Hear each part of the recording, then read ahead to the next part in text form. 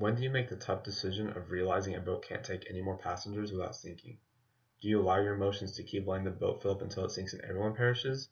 Or do you finally decide that the only reasonable option is saving the majority?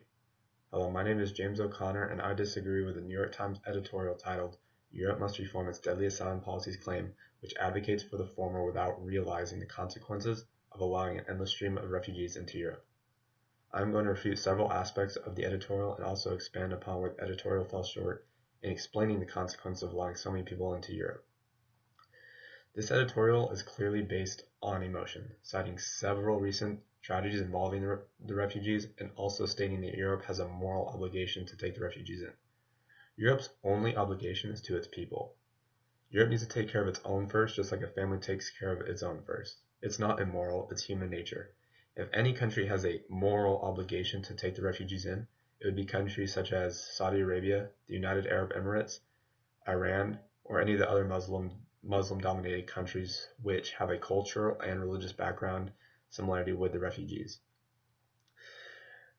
The editorial states that the discord among people in Europe is coming only from the small, xenophobic right. However, according to Rainer Björgen of Bloomberg, Angela Merkel, the Chancellor of Germany, has seen her lowest approval rating in 4 years, and that is a result of her handling of the refugee crisis in which she is allowing almost all refugees into Germany.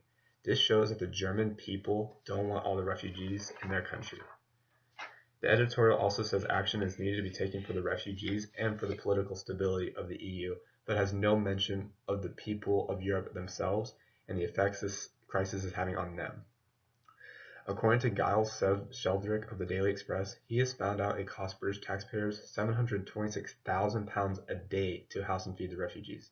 This is a huge burden on the people of Britain, which they didn't ask for, and it doesn't help the refugees with a better quality of life either. It just keeps them living in the lowest level of society. The statistics show that 700,000 refugees have come to Europe so far this year, and Germany is set to get over 750,000 refugees this year alone. That is way too much for any country in such a short time period without any proper infrastructure in place for the refugees. In fact, according to Justin Hugler of the Telegraph, a woman has been kicked out of her flat to make room for the refugees. She had been living there for 23 years. The editorial also doesn't explain how the refugees will assimilate into European cultures, and that's because they will have a hard time doing so. According to Anna Holligan of the BBC, the refugees in the Netherlands have brought their child brides with them from Syria. These girls are as young as 13 years old and is acceptable in Islam culture, but according to the Netherlands law and most of European law, these girls are seen as underage and illegal. However, these men are still bringing these girls into the country as their wives. Another example of how the two cultures don't mix is revealed in an article published by Reuters.com. A school in Germany has sent a letter to parents telling them to dress their daughters modestly so as not to defend the refugees. This shows that the refugees have no regard for European culture, even though they are asking for refuge there. This is an enormous problem that can't be solved. One of the serious questions left unanswered in the editorial is exactly who the refugees consist of.